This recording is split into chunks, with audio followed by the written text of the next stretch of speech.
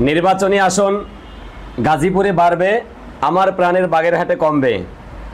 ৬৪টা জেলার মধ্যে আমার বাগেরহাটে কেন কমতে হলো, কেন কমার প্রয়োজন পড়লো এখানে জানি না। আপনাদের নির্বাচন কমিশন অফিসের বা নির্বাচন কমিশনারের কি এমন প্রয়োজন পড়লো যে বাগেরহাটে আসন কমাতে হবে, এটা আমরা বুঝলাম না। আপনার যদি গাজীপুরে বাড়াইতে হয় আপনি বাড়ান, গাজীপুরে প্রয়োজনে 5টা বাড়ান। পুরো বাংলাদেশের ৬৪টা জেলায় 300 নির্বাচনী আসনকে আপনি 320টা করেন, প্রয়োজনে 350টা করেন, প্রয়োজনে এটাকে আপনি স্টেট করেন, আপনি যা খুশি তা করেন, কিন্তু আমার বাগেরহাটে কেন আপনার আসন কমাতে হবে এটা আমরা বুঝলাম না। দয়া করে একটু এটা ব্যাখ্যা করবেন, কেনই বা বাগেরহাটে আসন কমাতে হবে, কি এমন প্রয়োজন পড়লো বাগেরহাটে আসন কমানোর, এবং তার মাধ্যমে কি এমন উপকার হবে এটাও একটু আমাদেরকে জানাবেন। দয়া করে অনুরোধ করব, বাগেরহাটে আসন কমানোর চিন্তা করিয়েন না, এই চিন্তা থেকে সরে আসেন।